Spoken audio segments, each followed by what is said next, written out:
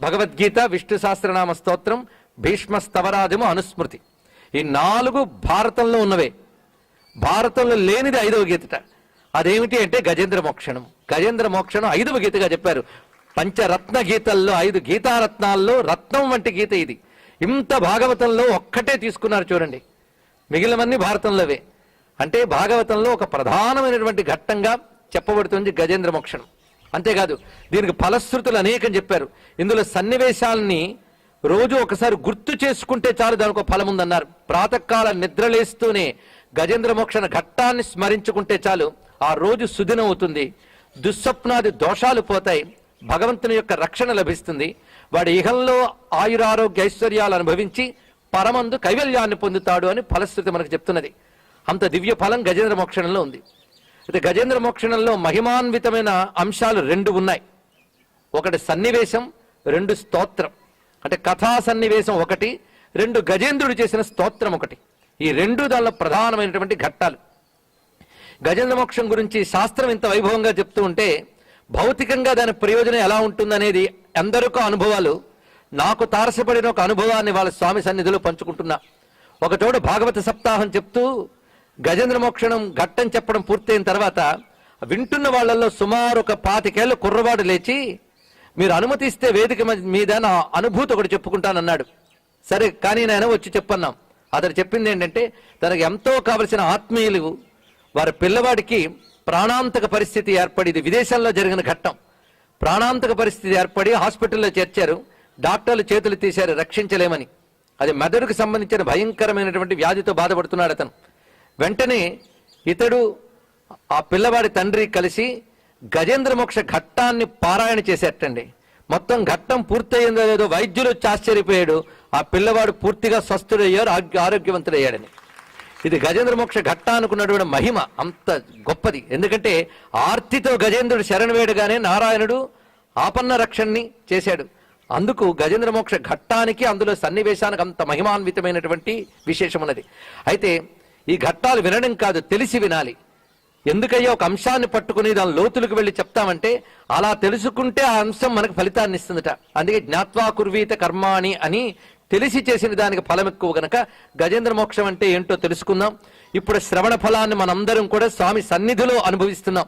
ఎక్కడ చదివినా గొప్పదే, స్వామి సన్నిధిలో వింటే అది శీఘ్రతరం అవుతుంది, వీర్యవత్తరం అంటే బలంగా పనిచేస్తుంది. గనక మనకి ఈరోజు ఆ భాగ్యం కల్పించాడు వరాహలక్ష్మీ నృసింహస్వామి.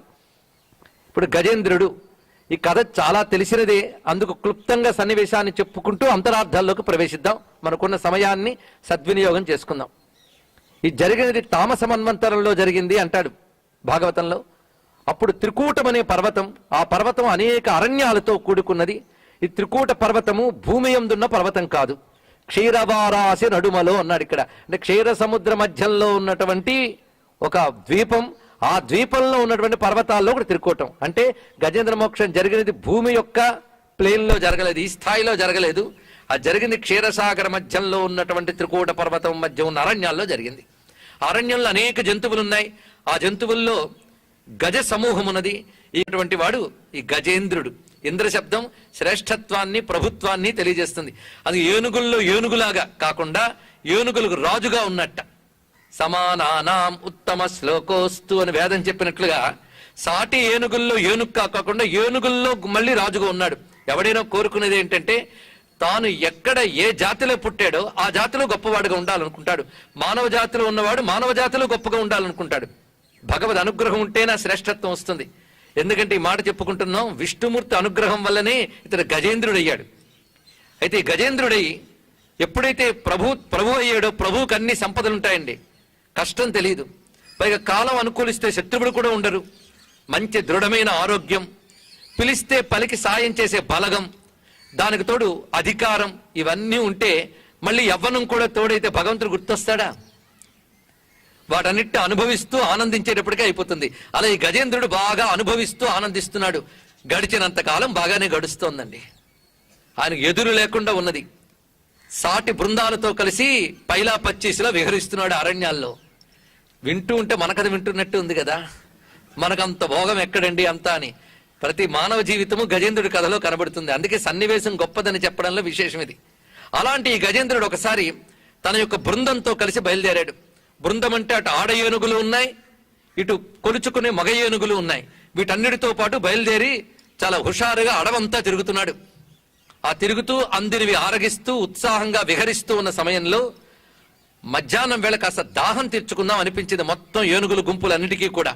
అక్కడ ఒక విశాలమైన కాసారం కనబడింది, ఆ సరస్సు.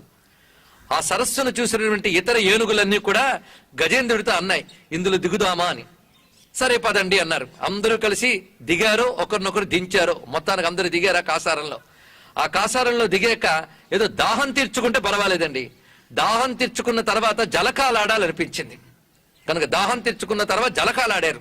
ఈ జలకాలాటల్లో ఒకరి మీద ఒకరు జలములు తుండములతో పూరించుకుని జల్లుకుంటూ ఆనంద పరవశులై మొత్తం కాసారాన్ని అల్లకల్లోలం చేశారు. అంతవరకు ఆ సరస్సులో వికసించిన అద్భుతమైన కమలాలు ఇవన్నీ కూడా వీరి వీర విహారానికి అన్ని కూడా కోల్పోయాయి, చల్లా చెదిరైపోయాయి. ఆ సమయంలో కొంతసేపటికల్లా వీరు చేసిన అల్లకల్లోలానికి ఆ లోపల ఎక్కడో నిద్రిస్తున్నట్టు ఉన్నటువంటి మొసలి కదిలిందిట. కదిలి తన హడావిడికి కారణమైనటువంటి వారిని చూసినది. చూసి తిన్నగా వచ్చి గజేంద్రుడు కాలే పట్టుకుంది. ఎంతమంది ఉంటుంటే వీడి కాలే పట్టుకోవాలంటే దాన్ని యోగం అంటారు. అదృష్టమో దురదృష్టమో వాడిని ఎందుకు పట్టుకోవాలంటే పట్టుకుంది, అంతే, వాడికే కర్మ ఉన్నది. పట్టుకున్నాక అసలే వీరుడు కదా, ఇంతవరకు ఎదురు అనేది తెలియని వాడికి మొట్టమొదటి ఎదురు దెబ్బ తగిలిందండి. ఎదురు దెబ్బ తగలగానే తనకు అపజయం ఏంటి అనే భావంతో తన శక్తిని అంతటి ప్రకటించి దానితో యుద్ధం చేశాడు చాలాసేపు. కానీ స్థానబలం ఒకటి ఉంటుంది కదా, స్థానబలమే గాని తన బలమి కాదే అని అంటారు కదా. అందుకే జీవనంబు తనకు జీవనంబౌట, నీరు తనకి ఆధారం గనక మకర మొప్పే డస్సె మత్తేభమల్లంబు బహుళ పక్ష సీత భానుపగది అన్నాడు ఇక్కడ. మకర మొప్పే, మొసలికి రాను రాను విజయం లభిస్తున్నది, ఇది రాను రాను అపజయం పాలవుతూ క్షీణిస్తున్నది ఏనుగు. చిట్ట చివరికి తెలుస్తున్నది తన యొక్క పరిస్థితి. కరిదిగుచు మకరి సరసికి కరిదరికిని మకరి దిగుచు కరకరి బెరయన్ కరికి మకరి మకరికి కరి భరమన ఇట్ల తలకు తల పటుల దరిపడన్. అలా రెండు ఘర్షణల్లో మొత్తం పైనుంచి దేవతలు వాళ్ళందరూ చూస్తున్నారట యుద్ధాన్ని. కొంతసేపటికల్లా తగ్గాడు, బలం తగ్గింది. అప్పుడు వచ్చింది ఆలోచన, పోనీ ఎవరైనా రక్షిస్తారేమని చూశాడు. ఇంతవరకు పక్కనున్న వాళ్ళందరూ ఒడ్డుకెళ్ళిపోయేటండి. అప్పుడే వెళ్ళి చూస్తున్నారు. ఎందుకంటే మొసలికి బుద్ధి మారి దీన్ని వదిలి తమ కాళ్ళు పట్టుకుంటేను, అందుకు ముందు తమను తాము రక్షించుకోవడానికి ఒడ్డుకెళ్ళిపోయారు. ఇప్పుడు చూసిందండి ఈ సన్నివేశం. ఒక్కసారి ఆలోచించాలి. మనం కింద ప్రహ్లాద్ చరిత్ర చెప్పుకుంటున్నాం, అందులో ఒక భక్తుడి యొక్క స్థితిని చెప్పుకుంటూ నారాయణుని యొక్క వాత్సల్యాన్ని చెప్తున్నాం. ఈ ఘట్టాన్ని జీవుని వేదన అని అంటారు. ఇక్కడ జీవుడి వేదన కాదు, మనల్ని మనం చూసుకోవాలి. ఇక్కడ అది తెలుసుకోవాల్సింది. మనం అనుకుంటాం నాకెంతో బలం ఉంది, నాకెంతో బలగం ఉంది. అహంకారం మమకారం అంటారు. నాకెంతో బలం ఉందంటే అహంకారం, నాకెంతో బలగం ఉందంటే మమకారం. ఈ అహంకారం మమకారం ఈ రెండింటిని నమ్ముకుని మనం చాలా వెళ్ళిపోతుంటామండి. ఇదంతా మన నిర్వాహకమే అనే భ్రాంతి కూడా ఉంటుంది. తెలిసొస్తుంది ఎప్పుడు, కానీ కొందరికి తెలిసొస్తుంది కానీ అక్కడ నిలబడరు. అది వచ్చింది బాధ. నిలబడితే అది యోగమే ఉండాలి. గజేంద్రుడికి వచ్చిన పరిస్థితి చాలా మందికి వస్తుంది, కానీ గజేంద్రుడు ఆ తర్వాత వచ్చిన పరివర్తన అందరికీ రాదు. పరిస్థితులు అందరికీ వస్తాయి, పరివర్తన కొందరికి వస్తుంది. ఇది తెలుసుకోవాల్సింది. ఇక్కడ ఆ పరివర్తనలోకి వెళ్ళాలి. మొత్తానికి గజేంద్రుడికి పూర్వజన్మ పుణ్య విశేషం చేత అదొకటి తెలియబడుతుంది. దెబ్బ తగిలితే భగవంతుడు గుర్తు రావాలన్నా అదృష్టం ఉండాలండి. అందుకే ఆర్తో జిజ్ఞాసు అర్థార్థి జ్ఞానీచ భరతర్షభ చతుర్విధ భజంతే మాం జనాహ సుకృతినోర్జున అన్నాడు. ఆర్తిలోనైనా ఆదిదేవుడు గుర్తు రావాలంటే అదృష్టం ఉండాలి. మొత్తానికి ఆయనకు అదృష్టం ఉందిట. ఆ అదృష్టం ఉండడంతో ఒక్కసారి తెలుసుకున్నాడు, తనది అనుకున్న బలగం సాయానికి రాక ఒడ్డును చేరుకున్నది. వింత చూస్తోంది. తనది అనుకున్న బలం రాను రాను క్షీణించింది. ఇప్పుడు ఆలోచిస్తున్నాడు. ఇక్కడ చాలా మందికి పరిస్థితి వస్తుంది. అన్ని కాళ్ళు చేతులు సాగుతున్నంతసేపు పర్వాలేదు, సంపాదిస్తున్నంత కాలం పర్వాలేదు. యావత్ విత్తోపార్జన శక్త తావన్ నిజ పరివారో రక్త పశ్చాత్ జీవతి జర్జరదేహే వార్తాం కోపిన పృచ్ఛతి గేహ అన్నారు భగవత్పాదుల వారు. సంపాదిస్తున్నంత కాలం అందరూ మన వాళ్లే. తర్వాత మూలపడ్డామా, పనికి రాకుండా ఒక్క కవయం కింద పడితే ఎలా ఉన్నాడని అడగరు, ఇంకా ఉన్నాడా అని అడుగుతూ ఉంటారు. ఇది పరిస్థితి. ఆ పరిస్థితి ఏర్పడినప్పుడు తెలుసుకున్నాడు, బలగం అక్కడుంది, బలం ఇలా అయింది. ఇప్పుడు ఎవరు, ఎంతకాలం ఏది ఉండడం వల్ల ఇవి ఉన్నాయి, దానినే శరణ వేడాలి. ఇప్పుడు మొసలికి ఎవరు బలం, ఇంతకాలం నాకెవరు బలం, బలయుతులకు దుర్బలులకు బలం ఇవ్వడు భావన చేశాడు. పూర్వజన్మ సంస్కారం వెలిగిందండి. అది సంస్కారం. ఆ సంస్కారంతో ఒక్కసారిగా సర్వలోక శరణ్యుడైన పరమేశ్వరుని శరణు వేడుతున్నాడు. ఇది సన్నివేశం. నిజానికి ఇలాంటి పరిస్థితి ఏర్పడినప్పుడు పరమాత్మను శరణు వేడాలని బుద్ధి ఎలా పుడుతుంది అంటే దానికి పూర్వజన్మ సంస్కారము అని అన్నారు. ఇక్కడ అనేక జన్మల సాధనలు చేస్తే ఈ జన్మలో భగవంతుడి మీదకి మనస్సు వెళుతుందిట. ఆ మనస్సు వెళ్ళడానికి కూడా ఒకానొక కాలం రావాలి, ఒకానొక సంస్కారం రావాలి, దానికి ఒక బాహ్య ప్రేరణ కావాలంతే. ఇప్పుడు మొసలి పట్టుకోవడం ఒక బాహ్య ప్రేరణ, దానివల్ల పూర్వజన్మ సంస్కారం జాగృతి జరిగింది గజేంద్రుల్లో. ఇది తెలుసుకోవాల్సినది. ఇక్కడ మొసలి పట్టు, ఆ కాసారము, ఏనుగు, ఈ మూడు కూడా ప్రతీక భాషలో మనం అర్థం చేసుకోవాలి. ఈ కథ జరిగింది, జరగలేదని కాదు, కానీ ఈ సన్నివేశాన్ని తత్వపరంగా అర్థం చేసుకోవాలి అని భాగవతకారుడే అందించాడు ఈ సందేశాన్ని. పోతన గారు చక్కగా చెప్పారు. ఆ కాసారం ఏమిటో కాదయ్యా, సంసారం అన్నాడు. ఇక్కడ కాసారమే సంసారం. దాంట్లో దిగాడుగా దింపారు. సంసారంలో మన అనుకున్న వాళ్ళందరూ కలిసి దింపుతారు. దింపడం వరకు పనికొస్తారు, కానీ దిగాక బాధపడితే ఎవరి దారి వాళ్ళదే. అందుకు సంసారంలో దిగినప్పుడు ఏం జరిగింది? కాసారంలో మొసలికి బలం ఎక్కువ, సంసారంలో మోహానికి బలం ఎక్కువ. అది తెలుసుకోవాలి. ఇక్కడ మోహానికి బలం ఎక్కువ. మోహంతో పోరాడుతునేటప్పటికే జీవితం అయిపోతుంది. ఒకవైపు శాస్త్రం చెప్తుంటుంది ఇది అసత్యమని, సత్యం పరమాత్మని చెప్తుండేది, వింటున్నంత సేపు బాగుంటుంది, మళ్ళీ అసత్యాన్ని పట్టుకుంటాం. ఇది మనలో ఘర్షణ. అలాగే వదలదు అదంతటికి. ఆ ఘర్షణే మొసలితో చేసిన యుద్ధం. మునిపే చెప్పినట్టు నీటిలో మొసలికి బలంలాగా సంసారంలో మోహానికి బలం కనుక అదే గెలుస్తుంది. ఊహ కలంగి జీవన పుటోలము నన్బడి పోరుచున్ మహామోహలతా నిబద్ధ పదమున్ విడిపించుకొనంగలేక సందేహము పొందు దేహిక్రియ దీనదశన్ గజముండే భీషణ గ్రాహ దురంత దంత పరిఘట్టిత పాద ఖురాగ్రశల్యమై. అందమైన పద్యాన్ని ఇచ్చారని పోతన గారు. ఇక్కడ అర్థం చేసుకోండి గజేంద్ర మోక్షాన్ని. సన్నివేశంలో ఉన్న అందం ఇదంతా కూడా. ఊహ కలంగి, జీవితం మీద చాలా అంచనాలు వేసుకుంటాడండి. ఫ్యూచర్లో ఇలాగా నేను తీసుకున్న జాగ్రత్తలకి ఆఫ్టర్ రిటైర్మెంట్ ఇలా ఉంటాను అన్నీ అనుకుంటాడు. కానీ అవన్నీ మనం అనుకున్నట్టు జరుగుతాయా? ఊహ కలంగి, ఊహంతా స్కాటర్ అయిపోయింది, మొత్తం చెదిరిపోయింది. జీవనపు టోలము నంబడిపోరుచున్, జీవించడం అనే యుద్ధంలో పడిపోరుచు మహామోహలతా నిబద్ధ పదమున్ విడిపించుకొనంగలేక. మోహం కట్టేసిందే, ఆ కట్టును విడిపించుకొనంగలేక. మోహపు కట్టు ఎలా ఉంటుందంటే తాడు కట్టయితే పర్వాలేదండి, మోహ లతా నిబద్ధ అని గొప్ప మాట వేశాడు. ఒక లత, ఒక తీగ పెనవేసుకున్నట్టు మోహం పెనవేసుకుంటుందా? తీగ పెనవేసుకుంటే దాని యొక్క చుట్లు మనకు అర్థం కావు, తెంచుకోవడం మహా కష్టం. అందుకే మోహలతా నిబద్ధ పదమున్ విడిపించుకొనంగలేక సందేహము పొందు దేహిక్రియ దీనదశన్ గజముండే. ఇప్పుడు ఎలా అర్థం చేసుకోవాలో మనం కష్టపడక్కర్లేకుండా భాగవతకారుడే చెప్పాడు. మొత్తానికి పరిస్థితి ఇది. కానీ ఎంత పరిస్థితి ఏర్పడినా అదృష్టం ఎక్కడ పండిందయ్యా అంటే భగవంతుడు గుర్తొచ్చాడండి. అప్పుడు స్వామిని ఉద్దేశించి స్తోత్రం చేయబోతున్నాడు అని చెప్పాం. ఇక్కడ స్తోత్రం ఎలా చేశాడు అంటే మూలంలో భాగవతంలో సుఖయోగింద్రుడు గొప్ప మాట చెప్పాడు. జజాప పరమం జప్యం ప్రాగ్జన్మన్యనుశిక్షితం. గొప్ప మాట చెప్పాడు ఇక్కడ. ఇప్పుడు ఆయన స్తోత్రం చేయబోతున్నాడు. సాధారణంగా మన స్తోత్రాన్ని పఠించాడు అని అంటాం. స్తోత్రం చదివాడు, సంస్కృతంలో దాన్ని పఠించాడు అనాలి. స్తోత్రాన్ని పఠిస్తాం, కానీ ఇక్కడ ఏం చెప్పాడంటే జపించాడు అన్నారు. ఇక్కడ జపం ఏం చేస్తాం? జపం మంత్రాన్ని జపం చేస్తాం, స్తోత్రాన్ని పఠనం చేస్తాం. మరి ఇప్పుడు జపించాడు అంటున్నారంటే అర్థం ఏంటి? ఇది కేవలం స్తోత్రం కాదయ్యా, స్తోత్రంలా కనబడుతున్న మంత్రము దీని యొక్క అర్థం. అందుకే జజాప. పైగా పరమం జప్యం, జపించవలసిన వాటన్నిట్లో ఏది గొప్పదో దాన్ని జపించట. అంటే పరమ మంత్రం ఇది. మంత్రం అని దేన్ని అనాలి అదొకటి తెలియాలి కదా. మంత్రం వేరు, మాట వేరు.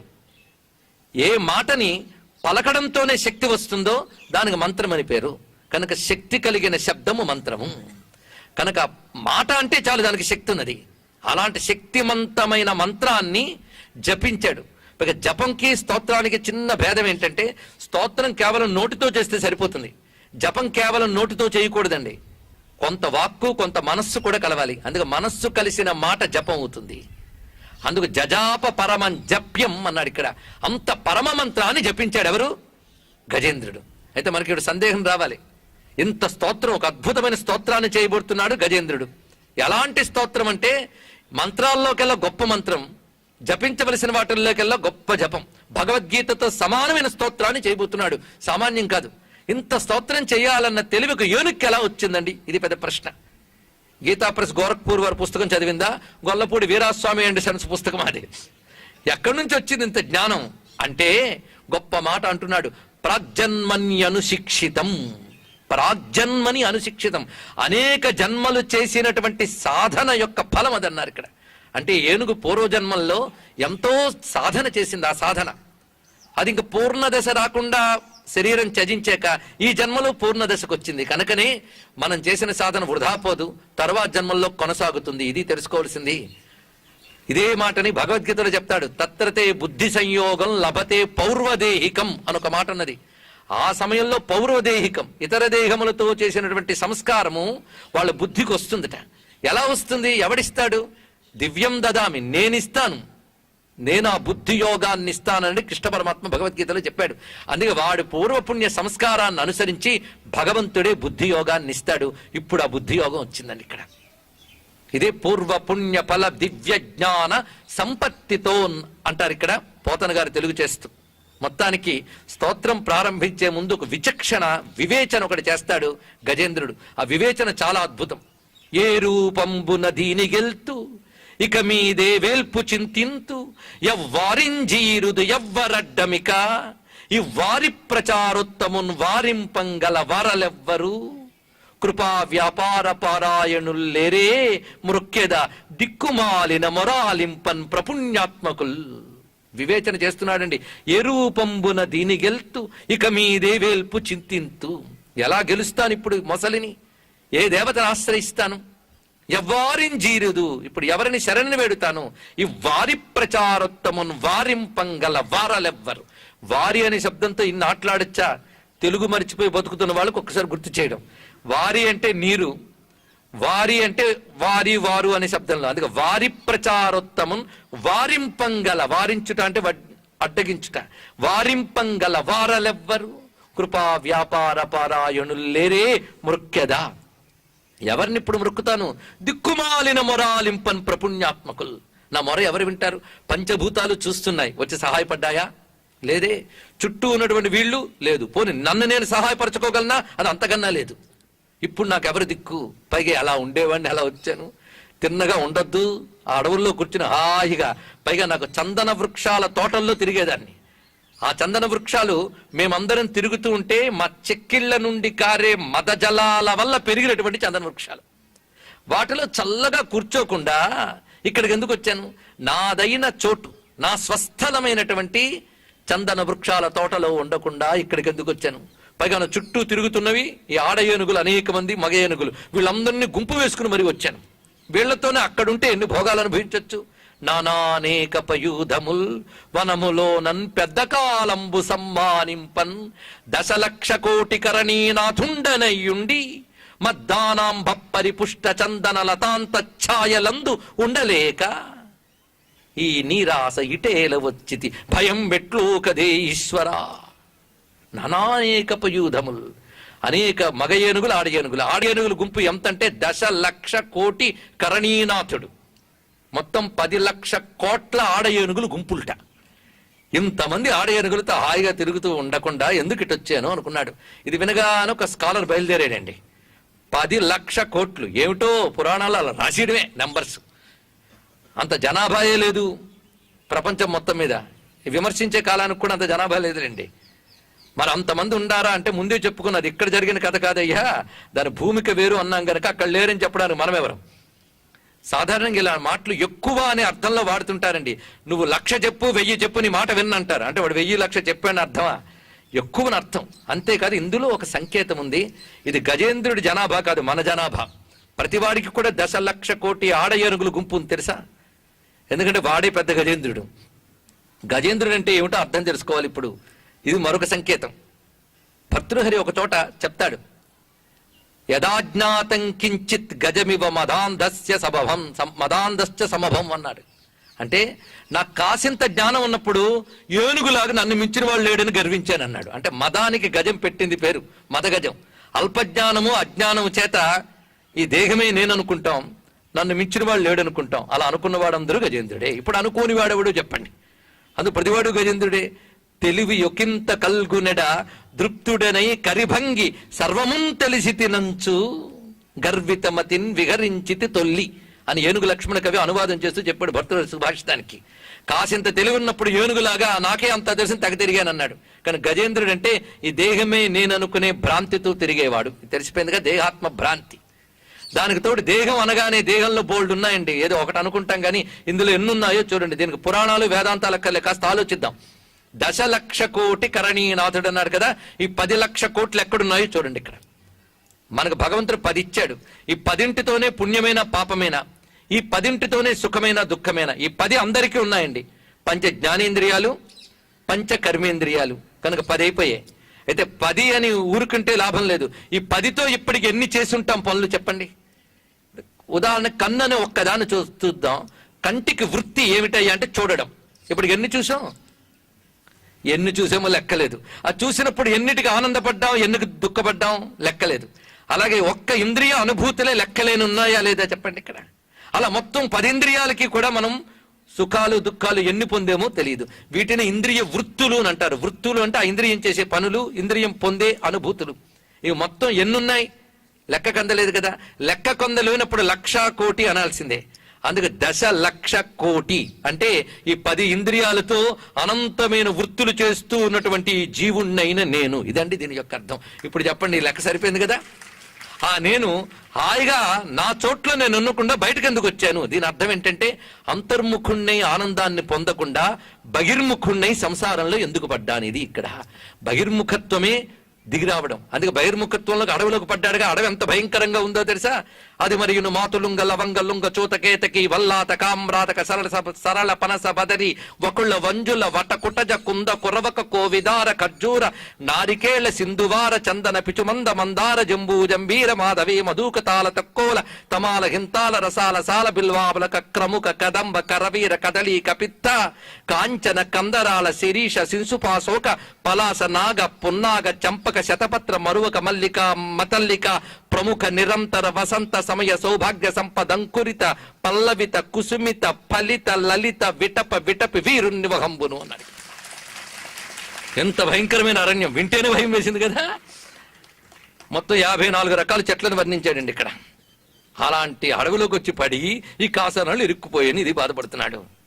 ఇప్పుడు అంత ఇరుక్కున్నా ఎందుకు ఇలాగొచ్చి మద్దానాంబ పరిపుష్ట చందన లతాంత ఛాయలందు ఉండలేక ఈ నీరాస ఇటేల వచ్చింది. నీరాసతో కాసారంలో దిగాడు, విషయాసతో సంసారాన్ని దిగుతాం అంతే. ఇక్కడ వస్తే ఇలా పట్టింది. ఇంతవరకు అయిపోయింది వాడి బాధ వివేచన. ఇప్పుడు స్తోత్రం మొదలవుతుంది.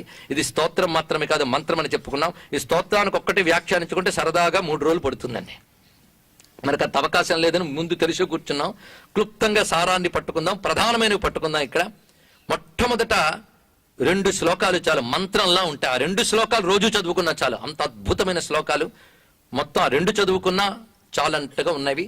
ఓం నమో భగవతే తస్మై యత ఏత చిదాత్మకం పురుషాయ ఆదిబీజాయ పరేశాయాభిధీమహి యస్మిన్నిదం యతశ్చేదం ఏనేదం యయిదం స్వయం యస్మాత్ పరస్మాచ్చ పరః తం ప్రపద్యే స్వయం భువం.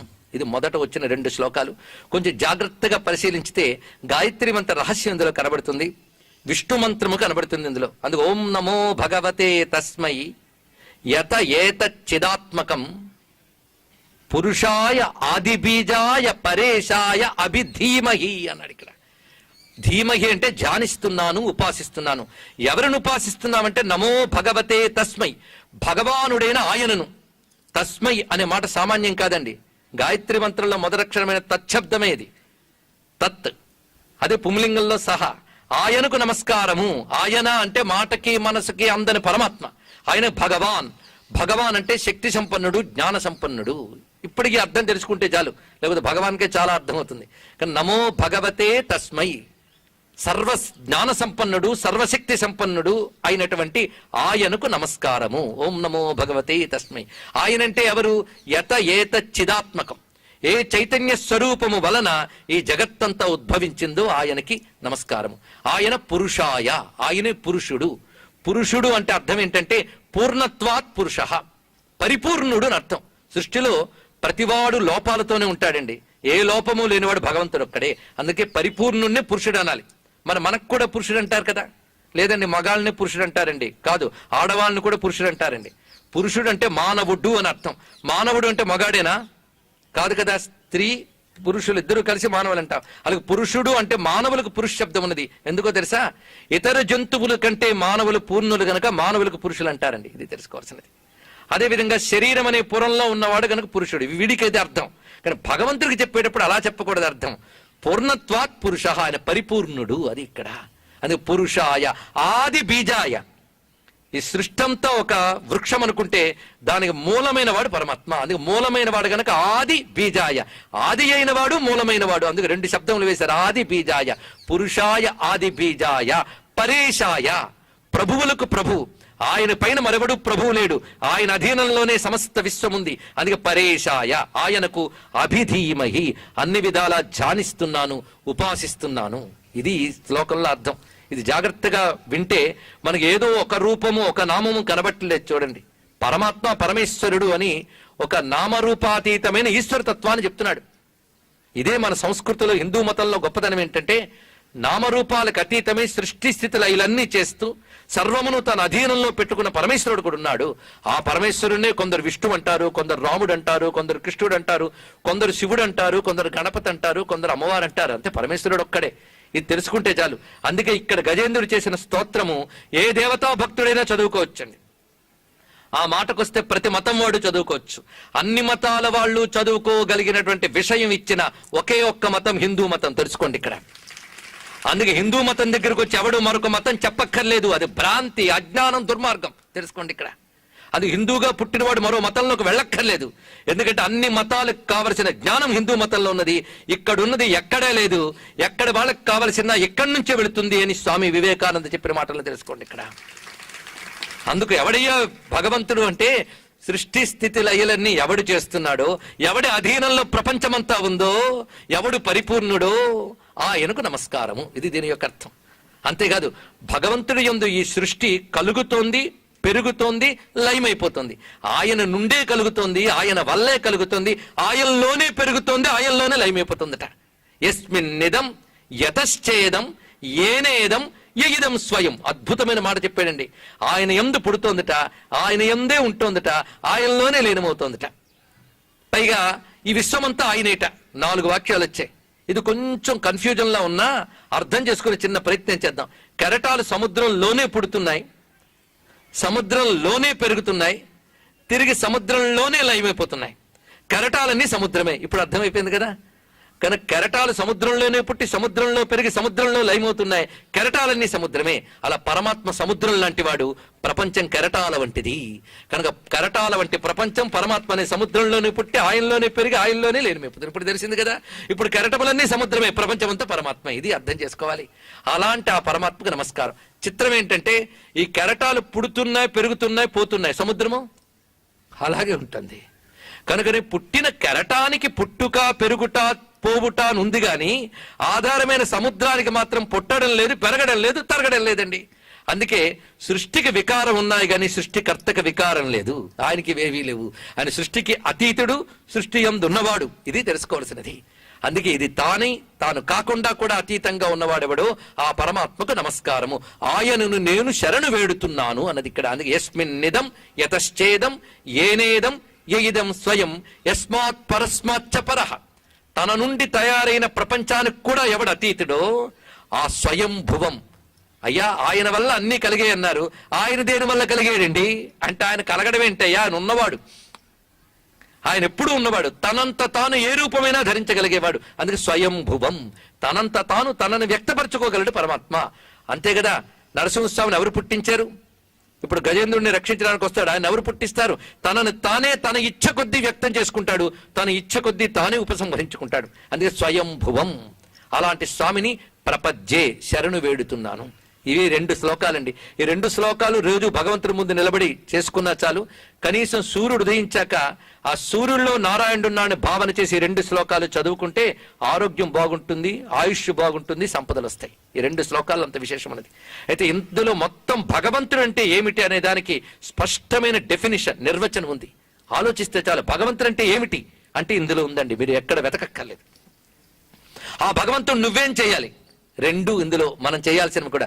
ధీమహి ప్రపద్యే, ధీమహి ధ్యానిస్తున్నాను, ఉపాసిస్తున్నాను, ప్రపద్యే శరణు వేడుతున్నాను.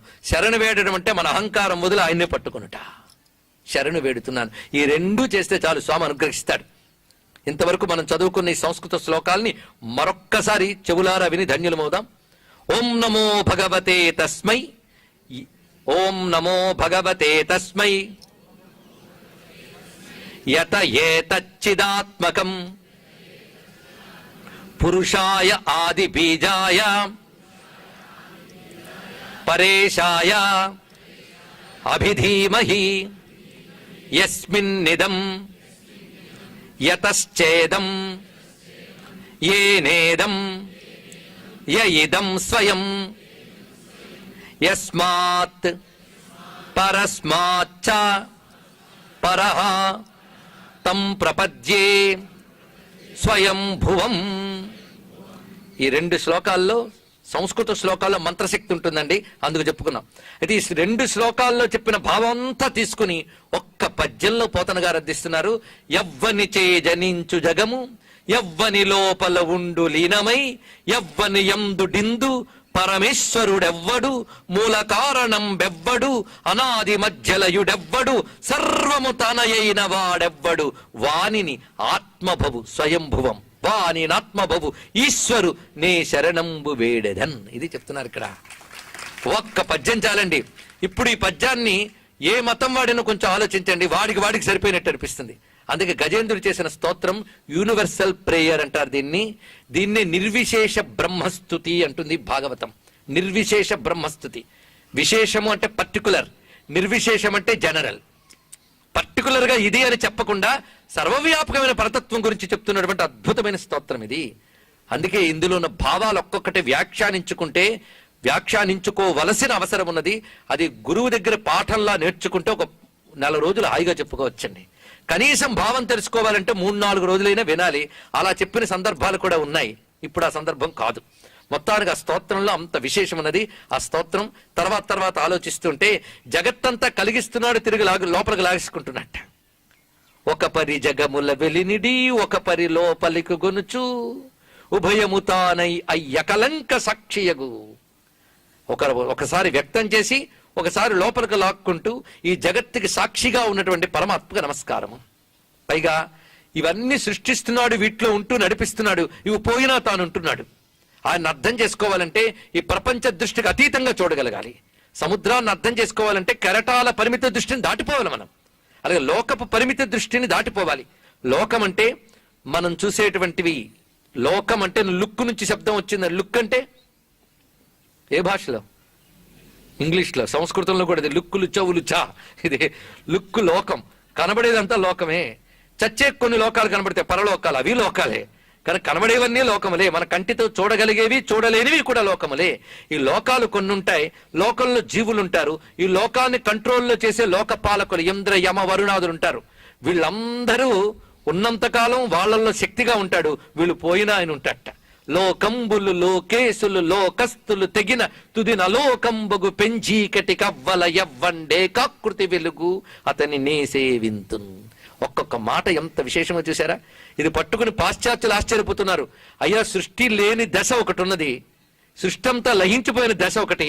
దాని గురించి ఇంతవరకు ప్రపంచంలో ఏ పుస్తకాలు వర్ణించలేదు, ఒక భారతీయ వేదములు తప్ప అని చెప్పారు. చూడండి ఇక్కడ. అలాంటి వేద ధర్మంలో పుట్టేవాడు మన అదృష్టం కాదండి. ఋగ్వేదంలో చెప్పిన నాసదేయ సూక్తం అంతా ఇందులో ఉంది. ఆ మాత్రం అర్థం చేసుకుంటే చాలు. ఆ తర్వాత స్తుతిస్తున్నాడు. ఇలాంటి ఆ పరమాత్మని ఆశ్రయించేది ఎవరు? అందరూ వచ్చి దండం పెట్టిపోతారే గాని పరమాత్మ తత్వాన్ని పట్టుకుని దాన్నే ధ్యానం చేస్తూ లయమయ్యేది ఎవరండి? వాళ్ళు లౌకిక విషయ సంపర్కములు లేనివారు మాత్రమే. ముక్త సంగులైన మునులు దిదృక్షులు సర్వభూత హితులు సాధుచిత్తులు అసదృశ వ్రతాఢ్యులై కొల్తు రవ్వని దివ్య పదము వాడు దిక్కు నాకు. ఎంత గొప్ప మాట చెప్పిందండి ఇక్కడ.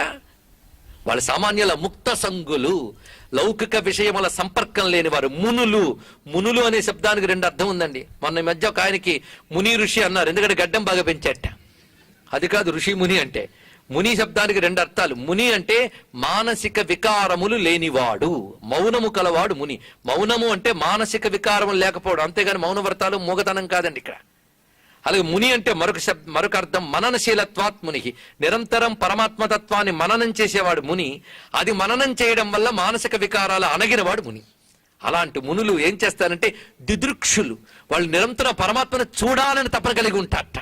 ఆ తపనతోనే ముక్త సంగులై మునులైన దిదృక్షులు, వాళ్ళకి ఇంకో మనస్సు ఉంటుందండి, సర్వభూత హితులు.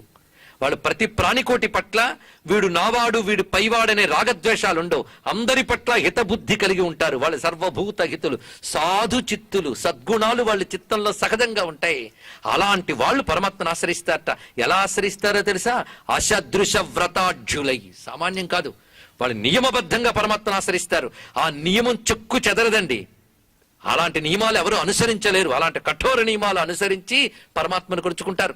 అలా కొలుచుకోవడం వల్ల పరమాత్మను పొందుతున్నారు. కనుక మహాత్ములు గొప్ప నియమంతో ఎవరిని కొలిచి ఎవరిని పొందుతున్నారో ఆ పరమాత్మని శరణు వేడుతున్నాను అన్నాడు. ఎంత అందమైన భావాన్ని చెప్పాడు. అసదృశ వ్రతాఢ్యులై కొల్తు రెవ్వని దివ్య పదము వాడు దిక్కు నాకు. ఇలా స్తుతి సాగుతోంది. సాగుతూ ఉండగా అద్భుతమైన భావాలు చెప్తున్నాడు. కలుగడే నా పాలి కలిమి సందేహింప, కలిమిలేములు లేక కలుగువాడు, నా కడ్డపడరాడు నలిన సాధువులచే పడిడి వారల కడ్డపడిడివాడు. చూడడే నా పాటు చూపుల చూడక చూచువారల కృప చూచువాడు, లీలతో నా మొరాలింపడే మొరగుల మొరలెరుంగుచు తన్ను మొరగువాడు, అఖిల రూపులు తన రూపమైన వాడు, ఆది మధ్యాంతములు లేక అడరువాడు, భక్త జనముల దీనుల పాలివాడు, వినడే చూడడే తలపడే వేగరాడే. అత్యద్భుతమైన పద్యాన్ని ఇచ్చారు ఇక్కడ పోతన గారు. నిజానికి ఇది భాగవతంలో ఈ మూలం కనబడదండి, దీని మూలం ఉపనిషత్తుల్లో ఉంది. ఆ భావం చూస్తే కలుగడే నా పాలి కలిమి సందేహింప, కలిమిలేములు లేక కలుగువాడు. స్వామి తనని తాను ఆవిర్భవింపజేసుకుని నా ముందుకి రాడా? అసలు ఆయన రాదరుచుకుంటే రాగలడు. ఎందుకంటే కలగడం లేకపోవడం అనేది లేకుండా కలిగేవట్టే. ఎంత అందమైన మాట. కలిమి లేములు లేక కలుగువాడు అంటే ఆయనకి ఉండడం లేకపోవడం అనేది లేదుట. అంటే ఒకప్పుడు పుట్టడం ఒకప్పుడు పోవడం లేదు. ఎందుకు ఎప్పుడు ఉండేవాడు ఆయన. ఆయనకు పుట్టడం ఏంటంటే పోవడం ఏంటండి. ఎవరో మనకి ఇవాళే మన ఊరు వచ్చాడు అనుకోండి, ఇవాళ పుట్టేని అర్థం కాదు. మన ఊరి నుంచి వెళ్ళిపోతే పోయాడని అర్థం కాదు. ఉన్నవాడు కనుకనే ఇక్కడికి వచ్చాడు. కానీ పరమాత్మకు రూపంతో కనబడ్డాడంటే అంతకుముందు లేడని అర్థమా? ఎప్పుడు ఉన్నవాడే, ఎప్పుడు ఉన్నవాడు కనుక లేకపోవడం అనేది లేనివాడు, అప్పుడప్పుడు ఉండడం అనేది లేనివాడు. కనుకనే తలచుంటే ఎలాగైనా రాగలడు. అంటే కలిమిలేములు లేక కలుగువాడు. ఎంత అందమైన మాట. నాకు అడ్డపడరాడే. ఎందుకు అసలు పరమాత్మ ఒక రూపంతో వస్తాడు అంటే, సత్పురుషులకి ధర్మానికి దెబ్బ తగిలినప్పుడు తనని తాను వ్యక్తపరచుకుని వస్తాడు. ఒక్కడి కోసమైనా వస్తాడు, కోట్ల కోసమైనా వస్తాడు. ఒక్కడి కోసం రాడా అండి? రాలేడా? మనం అంటాం మీ ఒక్కరి కోసం నేను అంత చేయలేనండి, ఎందుకంటే మనకు శక్తి చాలదు కనుక. ఆ శక్తి ఉపయోగిస్తే 10 మందికి ఉపయోగం కదా, మీకెందుకండి? భగవంతుడు అలా అనడండి. అవసరమైతే చీమ కోసం కూడా బ్రహ్మాండాలు సృష్టించగలడు పరమాత్మ. ఆయనకి ఏం పోయిందండి, సర్వసమర్థుడు. అందుకే నా కడ్డపడరాడే నలిన సాధువులచే పడిడి వారల కడ్డపడిడివాడు. సత్పురుషుల్ని కాపాడడానికి వచ్చేటువంటి పరమాత్మ ఇప్పుడు నన్ను కాపాడడానికి రాడా? పైగా నన్ను చూడట్లేదు అనడానికి లేదు. చూపులు లేవు గాని అన్ని చూస్తాడు. ఎంత గొప్ప మాట. కన్నులనేవి లేవు, అన్ని చూస్తాడు. అందుకే శృణోత్యకర్ణ పశ్యతి అచక్షు అని ఉపనిషత్తు చెప్తోంది. చూపులు లేవుట, అన్ని చూస్తాట. మన కళ్ళున్నాయనుకోండి, కళ్ళేమి చూపిస్తా అదే చూస్తాం. అంతకంటే చూడగలమా? ఈ కన్నుంది, ఈ కన్ను ఎంత చూడగలదో అంత చూడగలం. కానీ పరమాత్మ కన్ను లేదుట. ఎందుకు? ఆయనకి నేత్రం అక్కర్లే, దర్శన శక్తి ఉంది, అది చూడగలము. ఇంద్రియాల అవసరం లేని శక్తి ఆయనది, ఇంద్రియాలకి పరిమితమైన శక్తి మనది. ఇది తేడా అండి. పరమాత్మకి ఇంద్రియాల అవసరం లేదు. అందుకే ఆయనకి చెవుల్లో ఏదైనా వింటాడు, కళ్ళులో ఏదైనా చూస్తాడు, చేతుల్లో దేన్నైనా పట్టుకుంటాడు. అపాని చేతుల్లో గాని దేన్నైనా గ్రహీత, దేన్నైనా పట్టుకుంటాడట. అదేవిధంగా పాదాలలో ఎక్కడికైనా వెళతాట, ఎందుకంటే సర్వవ్యాపకుడు. చూసారా? ఇంద్రియాలు లేవు, ఇంద్రియ శక్తులన్నీ ఉన్నాయి. ఆ శక్తులు మన ఇంద్రియాలకు ఇచ్చినవాడు ఆయన. ఇది తెలుసుకోవాల్సినది. అందుకే చూడడే నా పాటు చూపుల చూడక చూచువారల కృప చూచువాడు. నన్ను చూడట్లేదా అనడానికి లేదు. కళ్ళు లేకుండా అందరినీ చూస్తుంటాడు. అందరినీ ఆయన చూస్తాడు, కానీ ఆయన ఎవరు చూస్తారో వాళ్ళని చూస్తాట. మళ్ళీ చిన్న తేడా చేశాడండి ఇక్కడ. భగవంతుడు అందరినీ చూస్తాట, కానీ చూసేవాడిని చూస్తాట. ఏంటండి తేడా లేదు? ఉంది, కానీ తేడా లేదు. ఎలాగా తెలుసా? అందరినీ చూస్తూ ఉంటాడు వాడి కర్మకు అనుగుణంగా, కానీ ఆయన్ని చూసి ఆయన పాదాలు పట్టుకునే వాళ్ళని కర్మలు మార్చైనా అనుగ్రహిస్తాడు భగవంతుడు. ఇది తెలుసుకోవాల్సినది. ఎందుకంటే సూర్యుడు అందరినీ చూస్తూ ఉంటాడండి, కానీ ఇంట్లో తలుపులేసి కూర్చున్నవాడు కళ్ళు మూసుకున్నవాడు సూర్యుని చూడలేడు. సూర్యుడు అందరినీ చూస్తున్నాడు, నువ్వు కళ్ళు తెరిస్తే నువ్వు సూర్యుని చూడొచ్చు. అలాగే భక్తుడు కానివాడు గుడ్డివాళ్ళు లాంటి వాడే, వాడు భగవంతుడిని సూర్యుని చూడలేడు. భక్తుడైన వాడు తన హృదయనేత్రం తెరిచి భగవంతుడిని చూస్తాడండి, అంతే తేడా. ఉన్న భగవంతుడిని గుర్తిస్తాడు భక్తుడు, ఉన్న భగవంతుడిని గుర్తించగా లేడని వాదిస్తాడు మూర్ఖుడు. ఇది తెలుసుకోవాల్సింది ఇక్కడ, ఇంతే తేడా. అందుకే చూపుల చూడక చూచువారుల కృప చూచువాడు, లీలతో నా మొరాలింపడే మొరగుల మొరలు రింగుచు తన్ను మొరగువాడు. ఎవడు ఏ మొర పెడతాడు అన్ని వింటూ ఉంటాట, కానీ విననట్టు ఉంటాట. అది అలాంటి స్వామి. పైగా ఏ రూపంలో వస్తాడు? ఏ రూపంలోనే వస్తాడు, ఎందుకంటే అన్ని రూపాలు ఇచ్చినవాడు ఆయన. కన్నిలా ఉండాలి, ఒళ్ళిలా ఉండాలి, చెట్టిలా ఉండాలి, సూర్యుడిలా ఉండాలి. ఆ రూపాలు ఎవడు నిర్దేశించాడు? ఆయన రూపాణాంకర్త, రూపములకు. అందుకే రూపం రూపం ప్రతి రూపో బభూవా, వేదమే చెప్తోంది ఈ మాట. ప్రతి రూపము ఆయన స్వరూపమే. అందుకే అఖిల రూపులు తన రూపమైన వాడు, ఆది మధ్య అంతములు లేక అడరువాడు. అలాంటి స్వామి భక్త జనుముల దీనుల పాలివాడు, వినడే చూరడే తలపడే వెగరాడే కలడందురు దీనులయడా కలడందురు పరమయోగి గణముల పాలన్ కలడందురు అన్ని దిశలను కలడు కలండెనిడి వాడు కలడో లేడో. ఎంత అద్భుతమైన పద్యం కదండి. దీనుల పట్ల ఉన్నాడంటారు, అన్ని లోకాల్లో ఉన్నాడంటారు.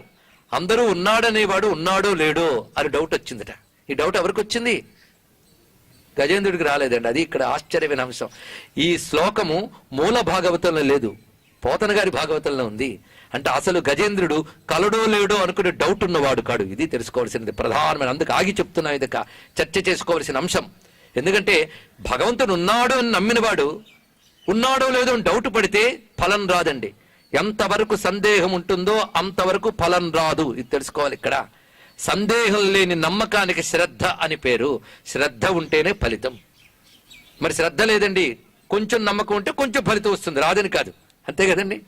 కొంచెం ఇంత తింటే ఎంత కడుపు నిండుతుంది, అంత తింటే అంత కడుపు నిండుతుంది. సందేహం లేని శ్రద్ధ ఉండాలి, అయితేనే విష్ణు వస్తాడు. మరి గజేంద్రుడు పిలిస్తే వచ్చాడే లేదా? సందేహం ఉంటే రానని ఆయనే చెప్పాడు అక్కడ. కనుకని కలడో లేడో అనే పద్యం సంస్కృతంలో లేదు, భాగవతంలో లేదు. ఇది నేను పోతన గారు తప్పు రాశారు అనలేదు. ఆయన తప్పు రాశారంటే నాకు పాపం, మహానుభావుడు. అక్కడ ఆయన గజేంద్రుడి గురించి చెప్తూ చెప్తూ తాదాత్మ్యం చెందిపోయి మన ఏడుపు అక్కడ చూపించాడండి. అది ఇక్కడ మనలాంటి వాళ్ళు ఎప్పుడు కలడో లేడో టైప్తోనే అయిపోతూ ఉంటుంది. అది ప్రధానంగా ఉంటూ ఉన్న లక్షణం మనకది, కలడో లేడో. కానీ కలడో లేడో కాదు. మనం మొన్ననే చెప్పుకున్నాం, ప్రహ్లాదుడు కలడో లేడో అన్నాడా? హిరణ్యకశిపుడు ఉన్నాడా అంటే ఉన్నాడో లేడో అన్నాడా? ఏమన్నాడు? కలడంబోది కలండు గాలి కలడాకాశంబున కలడు కలడు కలడు అంటాడు భక్తుడు, కలడో లేడో అంటాడు మధ్యలో వాడు. వచ్చింది అది బాధ. నాస్తికుడు గాడు, ఇది ఆస్తికుడు గాడు. ఒక్క మాట తెలుసుకోండి, సృష్టిలో ఎవడు పూర్తి ఆస్తికుడు ఉండు, పూర్తి నాస్తికుడు ఉండడు. ఆ మధ్య పెద్ద నాస్తిక సభ సక్సెస్ అయింది.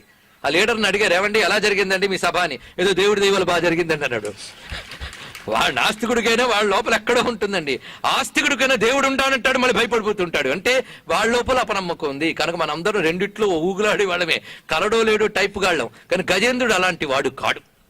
గజేంద్రుడు కలడనేవాడే తప్ప కలడో లేడో కాడు. అందుకు ఈ పద్యం మనం చదువుకోవడానికి బాగుంటుంది తప్ప గజేంద్రుడు ఇలా అనుకున్నాడని మనం అనుకోవద్దు. అది నేను ఇంత వివరణ ఎందుకు చెప్పాల్సి వచ్చిందంటే గజేంద్రుడిని అర్థం చేసుకోవడం కోసం చెప్పాను. ఇక్కడ గజేంద్రుడు సామాన్యుడు కాడండి. కొందరు గజేంద్రుడు ఆర్తభక్తుడు అంటారు, కానీ గజేంద్రుడు జ్ఞానభక్తుడు. ఎందుకంటే ఆర్తితో మొదలయ్యింది, జ్ఞానంగా పండిపోయింది ఆయన భక్తి. ఇది తెలుసుకోవాలి. ఆర్తి ఒక బయట ప్రేరణే, కానీ జ్ఞానభక్తుడు. జ్ఞానం అంటే ఇంగ్లీష్లో రియలైజేషన్ అంటారండి. ఇక్కడ రియలైజేషన్ మెడిటేషన్ కన్నా గొప్పది. ఇంకా మెడిటేషన్లో ఊహ ఉంటుంది, రియలైజేషన్ అనుభవం, ఎక్స్పీరియన్స్ ఉంటుంది. అంటే గజేంద్రుడు రియలైజ్డ్ సోల్. అది తెలుసుకోవాల్సింది. అది జ్ఞానం అనే అనుభవం పొందిన వాడైనా. కనుక పరమాత్మ అనేవాడు ఉన్నాడనే అనుభూతి పొంది ఆయన తప్ప మరొకటి లేదు అని తెలుసుకుని ఆయన శరణు వేడిన మహానుభావుడు అండి. అందుకే గజేంద్రుడిని అర్థం చేసుకోవాలి. మహాత్ముడు, అతను జ్ఞానభక్తుడు. అందుకే ఆయన ఏ విధంగా స్వామిని ధ్యానించాడనేది ఒక్క మాట చెప్తారండి సుఖయోగింద్రుడు. ఏవం వ్యవసితో బుద్ధ్య సమాధాయ మనోహృది అంటాడు. ఎంత అద్భుతమైన మాట. ఏవం వ్యవసితో బుద్ధ్యా సమాధాయ మనోహృది. వ్యవసితో బుద్ధ్య అంటే నిశ్చయాత్మకమైన బుద్ధి. ఫర్మ్ అంటారు దీన్ని, ఎటు అటు చెదరనటువంటి బుద్ధితో సమాధాయ మనోహృది, మనస్సును హృదయంలో లీనం చేసి హృదయాన్ని పరమాత్మలో లీనం చేసి చేసేటండి స్తోత్రం. మరి కలడో లేడు ఉంటుందా? మొత్తానికి కలడో లేడు లేదు. అలాగే మూలంలో లేని మరో 2 పద్యాలు ఉన్నాయి, అవి కూడా తెలుసుకుందాం. లావుక్కింతయు లేదు ధైర్యము విలోలంబయ్యే ప్రాణంబులుంఠావుల్ తప్పెను మూర్ఛ వచ్చే తనువుండస్సెన్ శ్రమం బెయ్యడిన్ నివే తప్పయి తప్పరంబెరుగా మన్నింపందగున్ దీనునిన్ రావే ఈశ్వరా కవవే వరద సంరక్షించు భద్రాత్మక. ఈ శరణాగతి భావం మూలంలో కూడా అనేక పద్యాల్లో కనబడుతోంది. దాన్ని పోతన గారు దగ్గరికి తెచ్చి ఇక్కడ చూపిస్తున్నారు. ఇప్పుడు తెలియాలండి, నా శరీరానికి బలం ఉంది అని అహంకారం పోయిందయ్యా పూర్తిగా. ఒక్కింతయు లేదు. పోనీ ఇప్పుడు కాకపోతే తర్వాతైనా లేచి నిలబడగలననే ధైర్యము విలోలంబయ్యే. నా ప్రాణశక్తి వదిలిపోతోంది. ఎప్పుడైతే మృత్యువు దగ్గరవుతుంటుందో శరీరంలో నాడీ మండలాల్లోంచి ప్రాణములు బయటకు వచ్చేస్తుంటాయండి. యాతన భయంకరమైనది.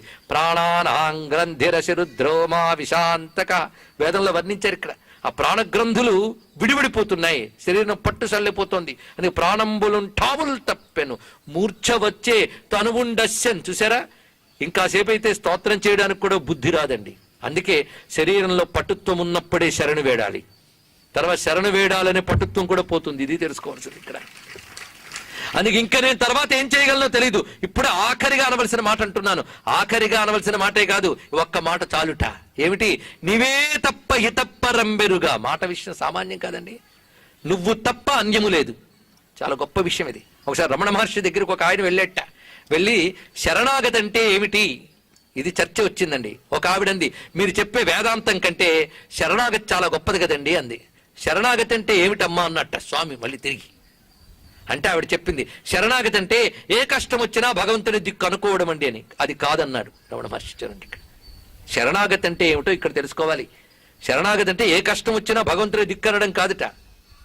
అసలు నాకు కష్టము సుఖము ఇవేవీ తెలియదు, భగవంతుడు తప్ప అన్యము లేదు అని పట్టుకుంటే అది శరణాగతి అన్నాడు ఇక్కడ.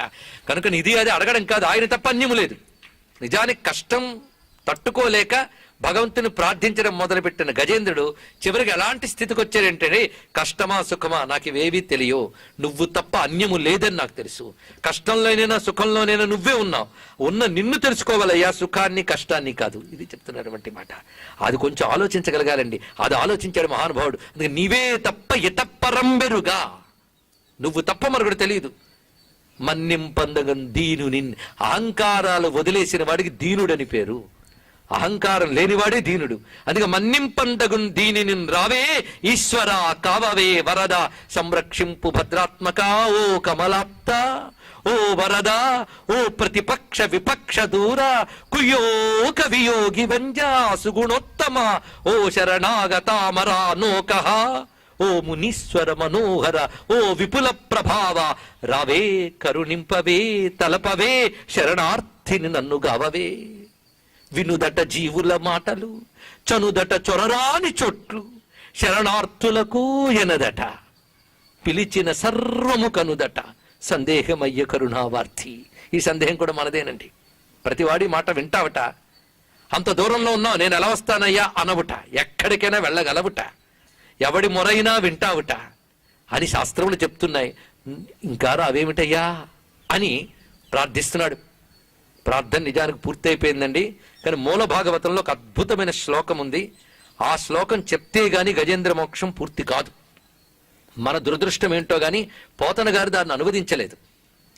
కానీ గజేంద్ర మోక్షణం అనే టైటిల్ మాత్రం ఆ శ్లోకంలోనే ఉంది. అది ప్రాణం. మొత్తం గజేంద్ర మోక్ష ఘట్టం అర్థం చేసుకోవడానికి ఆ శ్లోకం చాలా ప్రధానమైనది. అదొక్కసారి చెప్పుకుందాం. ఇప్పుడు గజేంద్ర మోక్షం అర్థం చేసుకునే ప్రయత్నం చేస్తున్నాం మనం. సామాన్యం కాదు ఇది. జిజీవిషేనాహమిహాముయాకిం అంతర్బహిశ్చావృతయే భయోన్య ఇచ్ఛామి కాలేన నయస్య విప్లవః తస్యాత్మలోకావరణస్య మోక్షణం. ఇక్కడుందండి టైటిల్ సాంగ్ అంటూ ఉంటారు, తెలుసు కదా ఎప్పుడైనా. అలా గజేంద్ర మోక్షంలో టైటిల్ సాంగ్ అండి అది. ఈ టైటిల్ సాంగ్ వదిలేస్తే ఇంక టైటిల్ ఏముంది?